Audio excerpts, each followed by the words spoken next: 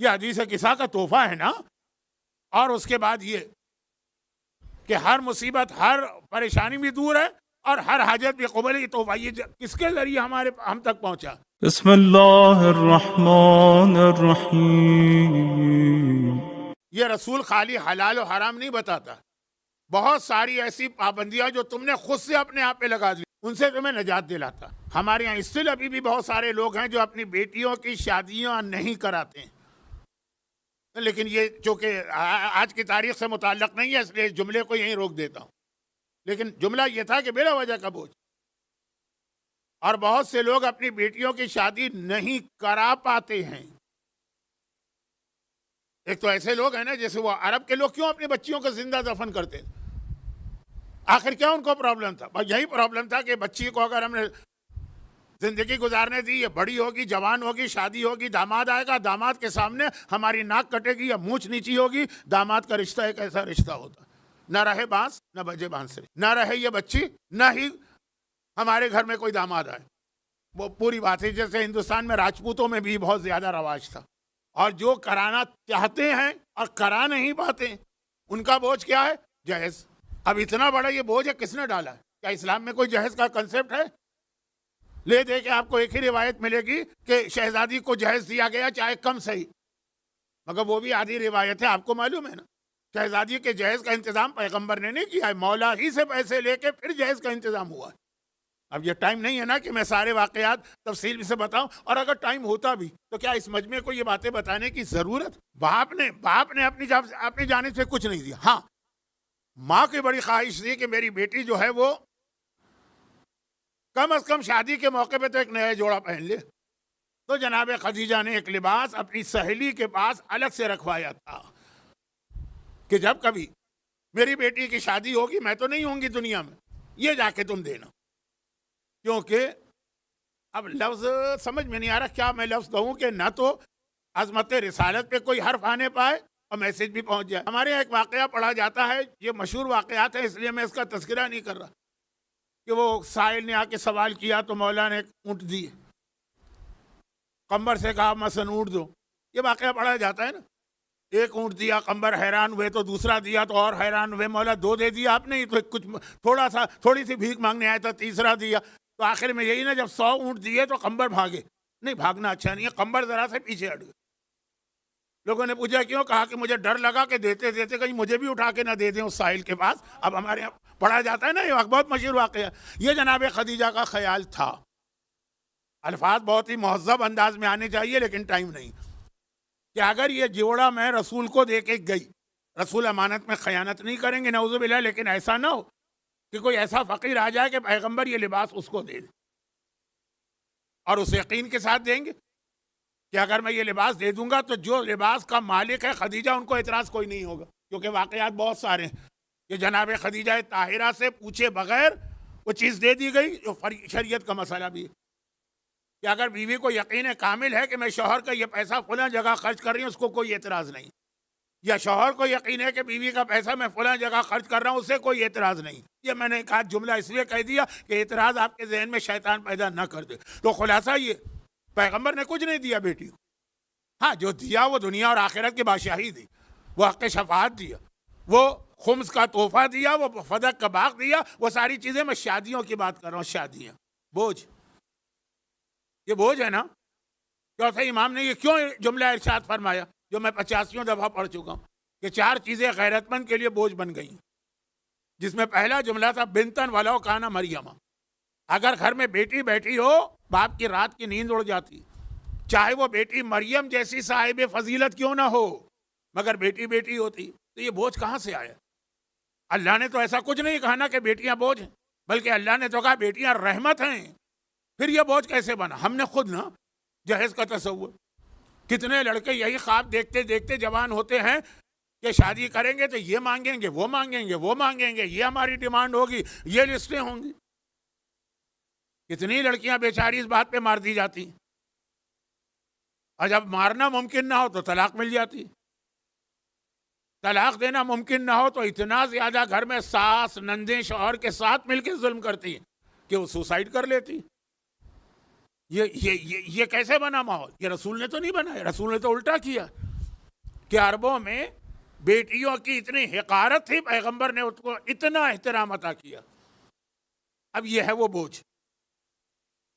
सारे बोझ नहीं, उनमें से एक ही है जो कुरान ने कहा युहिल्लु लहुम तय्यबात व युहर्रिमु अलैहिमुल खबाइथ व यज़उ अन्हुम इसरहुम वल अग़लाल अल्लती कानत अलैहिम। अच्छा, वो लोग जिन घरानों में बेटियों की इतनी तहकीर नहीं की जाती, इतनी तौहीन नहीं की जाती, जहां जहेज का इतना रवाज नहीं। हाँ, मैं तो मसलन शहर कराची हूँ ना, हमारे यहाँ कराची में जहेज लिया दिया जाता है, मगर वो इतना ज़्यादा डिमांडिंग नहीं है जितना कुछ और इलाकों में। वहाँ दूसरे अंदाज से, हर ख़ानदान के अलग मसले होते हैं ना। अगर मैंने कोई प्रॉब्लम बताया वो आपके ख़ानदान में नहीं, आप खुश हो रहे होंगे कि देखा हाँ ये हमारे यहाँ तो नहीं, हमारे यहाँ दूसरे प्रॉब्लम। बेवा की शादी, वो तैयार नहीं होते लोग उसके ऊपर। अब थोड़ा थोड़ा माहौल बदल रहा है, लेकिन मैं एक जुमला कहता हूं। अल्लाह के रसूल किसी सहाबी के घर में गए, पैगंबर किसी सहाबी के घर में, क्यों? उसने नया घर बनाया था या खरीदा था। ला वलीमता इल्ला फी खम्स, इस्लाम में वलीमे की दावत जो है ना, खास एहतमाम के साथ, ये हदीस बहुत मोतबर है, सिर्फ 5 मौक़ों पर। नंबर 1 हज, हज से आओ तो वलीमा करो, बट ऐसा वलीमा ना करो कि जितना हज से सवाब कमा के आए वो सारा ज़ाय कर दो। आप अखबारात में भी पढ़ते होंगे और वैसे आप खेल में भी वाकयात होंगे। बहुत से लोग मसलन उनका लॉटरी के अंदर पहला इनाम निकल आया जैकपॉट, जैकपॉट तो खैर बहुत बड़ी बात है, या हमारे यहाँ पाकिस्तान में रवाज प्राइज बॉन्ड निकल आया, लॉटरी निकल आई। लॉटरी हलाल है कि हराम है वो एक अलग बहस है, मेरी मिसाल से गलत फहमी में मुब्तला ना हो।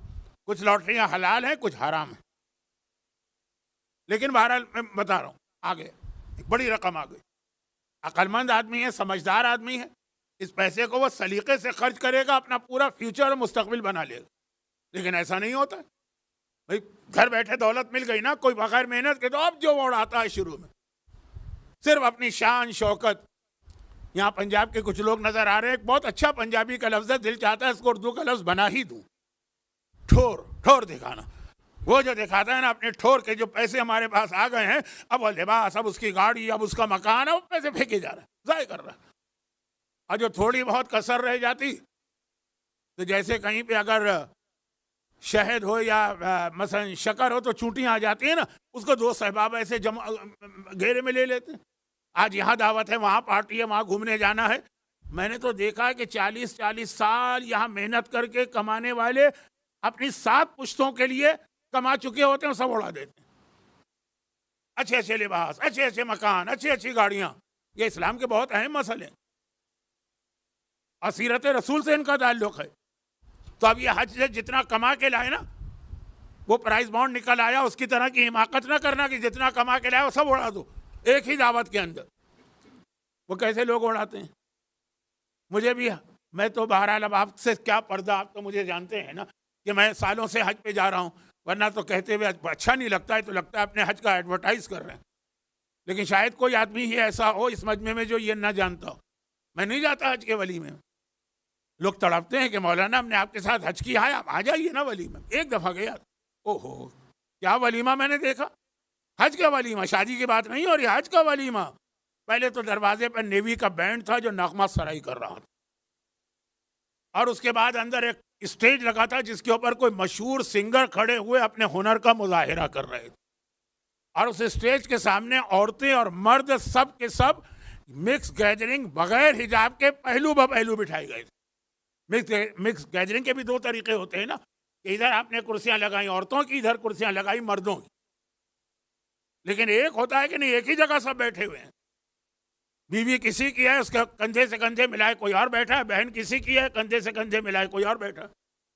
मैंने कहा ये हज का वलीमा, ऐसा तो शादी का भी वलीमा हो तो उस पर अल्लाह के रसूल की लानत है।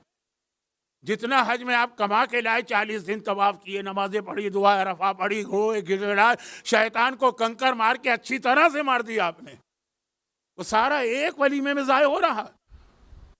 तो 5 वलीमे इस्लाम में मुस्ताहब है, जिनमें पहला हज का, बस शर्त ये जब हज तक का वलीमा ये मैं बता रहा हूं जिसमें आप कमा के कुछ लाए हैं यानी नेकियां, तो बाकी 4 में भी दूसरा तो पता ही है शादी का वलीमा, और तीसरा वलीमा औलाद की पैदाइश का वलीमा, और चौथा वलीमा जब औलाद का वो अकीका या खतना हो, और 5वां वलीमा है नया मकान। एहसान रसूल का है। हमें बाकी मजाहिब की तरह से ये नहीं कहा कि एक लंगूटी पहन के सूखी रोटी खा के जिंदगी गुजारो, नहीं, अच्छा मकान एक नेमत है। उसने पैगंबर को दावत दी कि अल्लाह के रसूल मेरे घर आइए, पैगंबर आए। वो वाकया नहीं पढ़ रहा हूँ मुर्गी के अंडे वाला, वो नहीं, वो नया मकान नहीं था, ये नया मकान। पैगंबर घर में गए, देखा अच्छा मकान है, खूबसूरत मकान है, हैसियत के मुताबिक लेना है, अपनी हैसियत से बड़ी जंप न लगाइए। मैंने कहा ना कि मैंने उन लोगों को देखा 40-40 साल उन्होंने खून पसीना करके यहाँ पैसा कमाया, एक कोठी बनाई और सब खत्म कर दी। फिर बाद में वो कोठी भी बेचना पड़ी क्योंकि जिंदगी तो गुजारना है ना। तो खैर पैगंबर गए, अच्छा मकान जैसा एक मोमिन के लिए होना चाहिए, और देखा कि उसके घर में जो कमरा है ना उसके अंदर मसलन एक रोशनदान है, वेंटिलेटर। अब वो ज़माने में सेंट्रली एयर कंडीशन मकान तो थे नहीं, वहाँ तो मकान में खिड़कियाँ भी बनाई जाती थी और वेंटिलेटर भी। पैगंबर ने फरमाया ये तुमने क्यों बनाया रोशनदान? कहा अल्लाह के रसूल ताकि सूरज की रोशनी भी आती रहे, धूप भी आती रहे और ताज़ा हवा भी। ये तो पता है ना आपको कि ये धूप कितनी अहम है। बहुत ज़्यादा हो जाए तो स्किन कैंसर होता है, बहुत कम हो जाए तो क्या विटामिन डी की डिफिशियंसी हो जाती है, जो बहुत बड़ा प्रॉब्लम है। जो आज सारी दुनिया हाथ धो के हमारी औरतों के पीछे पड़ी है कि इंडिया पाकिस्तान की औरतों में 90% विटामिन डी कम होता है क्योंकि वो हिजाब करती हैं। खैर वो एक अलग चीज़। तो अब ये रोशनदान, ताज़ा हवा नेमत, सूरज रोशनी एक नेमत, और धूप ये भी एक नेमत, इसलिए मैंने बनाया। पैगंबर ने कहा अगर तुम इसमें एक नियत और मिला लेते तो रोशनदान यही रहता, फायदे वही मिलते जो तुम कह रहे हो, साथ में तुम्हें अजर और सवाब भी मिल जाता। ये रोशनदान बना दे कि मैंने इसलिए बनाया ताकि अजान की आवाज़ मेरे घर में आराम से आ जाए। कोई इसके लिए अलग से इंतजाम नहीं करना है, कोई अलग से, वही रोशनदान जिससे हवा चाहिए, धूप चाहिए, रोशनी चाहिए। लेकिन नियत में अगर ये आ जाता कि इससे वो जो मस्जिद से अजान और नमाजों की आवाज़ें आ रही वो भी पहुँचे, अमल वही करना है, खुद ब खुद तुम्हारा अजर सवाब बढ़ जाता। ये रोशनदान क़यामत के दिन तुम्हारे लिए इतना अजर सवाब लेके आता। तो ज़रा सा अगर नियत में इजाफा कर लिया जाए तो एक आम सा जो इंसान का अपना अमल होता है ना वो बहुत बड़ी नेकी बन जाता है। तो अब बात ये हो रही थी कि अल्लाह के रसूल का ये एहसान जो है, बेटियां तुम्हें दी, रहमत अता की, इनको पालोगे पोसोगे। बल्कि एक मेरी एक मजलिस है, शायद मैंने पिछले साल यहाँ भी पढ़ी थी, याद नहीं आ रहा, पूरी मजलिस का एक मौजू था। वो क्या मौजू था? नबी का पड़ोसी कौन होता है। अब उसके अंदर मेरी मजलिस के 2 हिस्से होते हैं। पहला हिस्सा होता है कि इस दुनिया में बाज़ अंबिया को ऐसे ऐसे पड़ोसी मिले कि अल्लाह की पनाह, शैतान के भी कान काटे। लेकिन आखिरत के अंदर जन्नत में नबी का पड़ोसी कौन होगा? फिर वाकया पढ़ा कि हज़रत मूसा ने कहा मेरा पड़ोसी कौन? खुदा ने कहा फुला, पूरा एक वाकया। हज़रत ईसा ने कहा मेरा पड़ोसी कौन? पूरा एक वाकया। पड़ोस की बड़ी अहमियत होती है ना कि आपके बराबर में कौन रह रहा है बराबर के मकान में। तो उसके अंदर अल्लाह के रसूल ने बाज़ औक़ात खुद से बताया कि जन्नत में मेरा पड़ोसी कौन होगा। मूसा को अल्लाह ने पैगाम दिया कि फुला शहर में जाओ, वो तुम्हारा पड़ोसी, वो कसाई। ईसा को अल्लाह ने पैगाम दिया फुला जंगल में जाओ, वो जो औरत दरख्त के नीचे है वो तुम्हारी पड़ोसी। और भी अंबिया के वाक़यात, तो पूरा एक मौजू बन गया ना पड़ोस का। पैगंबर ने खुद ही उम्मत को बताया कि जन्नत में मेरा पड़ोसी कौन होगा। जन्नत जन्नत जन्नत, तो उसमें 2 लफ्ज आते हैं, 2 रिवायतें। अच्छा पड़ोसी कहते किसे? पड़ोसी कहते हैं आपके घर से 40 घर दाएं, 40 घर बाएं, 40 घर सामने, 40 घर पीछे। क्योंकि आप कहेंगे कि भाई पड़ोसी तो एक होगा, तो पैगंबर ने ये 2-3 क्यों बता दिए? नहीं, 40-40 घर। अलबत्ता ये भी लफ्ज 40 जो मैंने कहा ना कल, दाढ़ी 40 कदम से नजर आए, 40 समझाने के लिए होता है, लेकिन अतराफ के घर। एक रिवायत वो है अना व काफिलुल यतीम का हाथैन। ये भी वो हदीस है जिसमें पैगंबर ने खाली जबान से नहीं कहा, कुछ दिखा के कहा, 2 उंगलियां मिलाई। मैं और यतीम की परवरिश करने वाला का हाथैन इस तरह जन्नत में साथ होंगे जैसे ये 2 उंगलियां साथ। अल्लाह के रसूल, आप किस यतीम की किफ़ालत की बात कर रहे हैं? कहा किसी भी मुसलमान का कोई यतीम हो, बल्कि गैर मुस्लिम का भी। तो आपके घर के जो यतीम हैं उनको मैदान करबला और मैदान शाम में क्या इम्तिहान देना पड़ा? आखिरी मजलिस का वक्त ख़त्म होता है, यहाँ से रफ्ते मसाइब भी बनते हैं, लेकिन छोड़। और दूसरा कहा कि जिसने 4 बेटियां पाल कर उनकी शादी की और अपने घर से इज्जत और आबरू से रुखसत किया, मैं और वो जन्नत में पड़ोसी। दुनिया में कितना बड़ा बोझ! एक बेटी बोझ होती है बाप के लिए, उसकी जिंदगी गुजर जाती। और कहा 4 बेटियां। और फिर बाप और बेटी का रिश्ता से समझ में फिर भी आता है कि बाप वाकई बेटियों के लिए कुर्बानी देते हैं। मौलाना, हम अपने लिए तो नहीं कमा रहे ना, हमारा गुजारा तो एक मामूली तनख्वाह में भी हो जाता है। हमारी 2-2 बेटियां हैं, 3-3 बेटियां, इनकी शादी करना है, इनका इंतजाम। कितने लोग ऐसे हैं सहराओं में अपना खून जलाते हैं, पसीना, मेहनत, पसीना, ये सब अपने लिए नहीं करते, उनका गुजारा तो हो जाएगा। लेकिन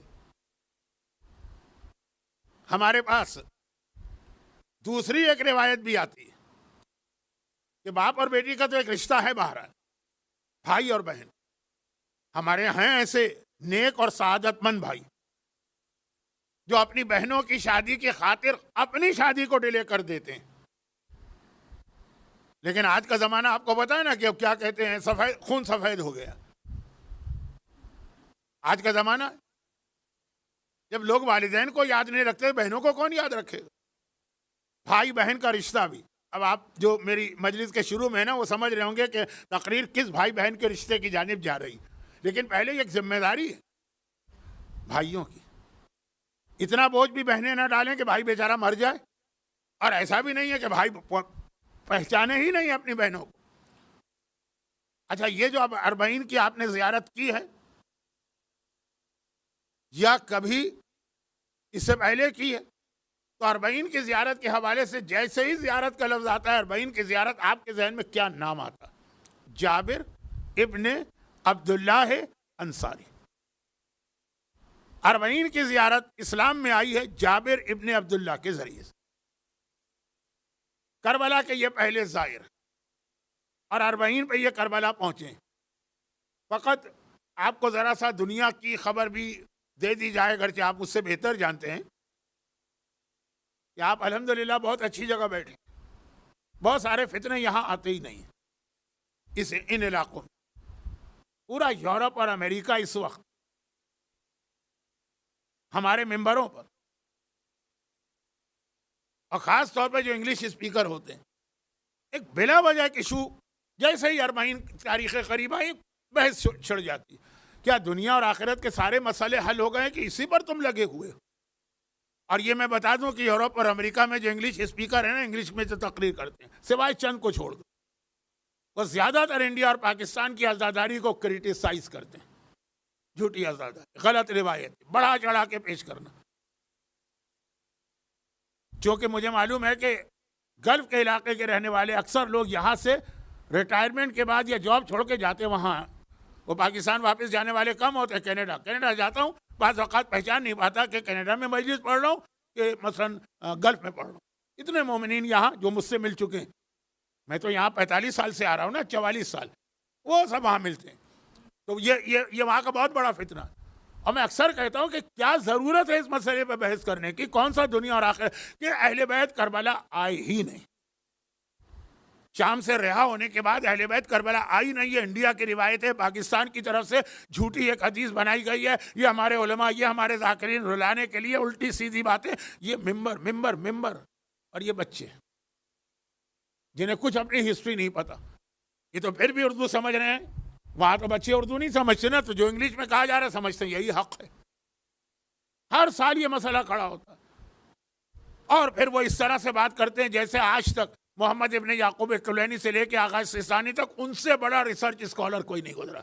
और फला किताब में लिखा, फला किताब में लिखा, और बाकायदा कंप्यूटर लेके कैलकुलेशन करते हैं कि कूफे से शाम का रास्ता इतने दिन का है, तो शाम में इतने दिन की कैद है, तो फिर वापसी का रास्ता इतने दिन का है, तो अगर करबला से 11 मुहर्रम को चले तो क्या अरबईन के दिन वापस आ सकते हैं विद इन 40 डेज? और अगर आप कहें कि 1 साल के बाद आए हैं तो इतनी क्या लंबी कैद? अब ये सारा कंप्यूटर लेके बैठे हैं और करबला के वाक़े का नऊज़ुबिल्लाह पोस्टमार्टम कर रहे हैं। यही गलती उसने की थी 1990 में, डॉक्टर इरशाद ने, जिसने अपने कंप्यूटर के सिस्टम की वजह से सूरह तौबा की आखिरी 2 आयतों को कुरान से निकाल दी। वो अलग मौजू है, जो मैं आयत को अभी 2-3 दिन के बाद, बल्कि कल ही से शुरू करूंगा। कल अभी तो मैंने सिर्फ एक बार तिलावत किया। तो अब ये सारी रिसर्च हो रही, मगर ये सारी रिसर्च करने वाले भी इस बात पे मुत्तफिक हैं कि जाबिर इब्ने अब्दुल्ला करबला आए और 40 के दिन आए हैं, और सबसे पहले ज़ाहिर जाबिर के करबला आने, जियारत करने और 40 के जियारत करने में कोई शक नहीं। मैं तो अहले बैत के हवाले से भी मानता हूं कोई शक नहीं है, लेकिन वो बात कर रहा हूं ये बच्चे जो उर्दू नहीं समझते और इंग्लिश स्पीचेस या शरीक होते हैं यूरोप अमेरिका में, या इंटरनेट और ऑनलाइन और ये सब सुनते हैं, वो भी सब मानते हैं जाबिर। तो जाबिर 40 के हवाले से कितनी अहम शख्सियत, मगर खाली 40 के हवाले से नहीं, जाबिर की अपनी बहुत अहम पर्सनालिटी। अल्लाह के रसूल, अब ये अजमत रिसालत, मक्के में जब तक थे मजालिम बर्दाश्त कर रहे थे, अबू जहल, अबू लहब, वलीद, उतबा, शैबा के ना, हिजरत की, जरा सी एक महफूज जगह मिली। हिजरत क्यों की? मदीने वालों ने आकर कहा, या रसूल अल्लाह, आप कहाँ बैठे हैं दुश्मनों के बीच में, आइए हम आपके लिए आंखें बिछाने को तैयार हैं। लेकिन मदीने वालों ने ये क्यों कहा? जनाब अबू तालिब और जनाब खदीजा की वफात के बाद जो पहला हज आया, इनकी वफात रजब और रमज़ान में हुई है, उसके 2 महीने बाद तो हज आ गए। उसमें जाबिर अपने 6 या 10 दोस्तों के साथ हज करने आए थे। इस्लाम नहीं आया अभी, मुसलमानों का हज भी अभी नहीं है, लेकिन हजरत इब्राहिम ने जो हज कायम किया था उसमें और आज के हज में तकरीबन एक जैसा हज है। वो हज करने आए, पैगंबर से वहां इत्तेफाकन मुलाकात हो गई मीना के मैदान, और जाबिर उसी वक्त इस्लाम कबूल किया। अगले साल 72 आदमियों को लेकर आए जाबिर, अपने वालिद को भी लाए। पिछले साल अकेले आए थे दोस्तों के साथ, उन्होंने भी पैगंबर के हाथ पे इस्लाम कबूल किया, तब पैगंबर को मदीने की दावत दी। जाबिर का हिजरत मदीना में बहुत अहम रोल है। एक जाबिर वो हैं जिन्होंने हमको हदीस किस्सा दी, इससे बड़ा तोहफा हमें और आपको क्या मिल सकता?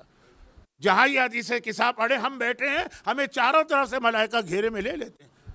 हफ़त बिहिमुल मलाइका वस्तग़फ़रत लहुम इला अन यतफ़र्रक़ू, गुनाह हमने किए हैं, हमारे बिहाफ पे तौबा मलाइका कर रहे हैं।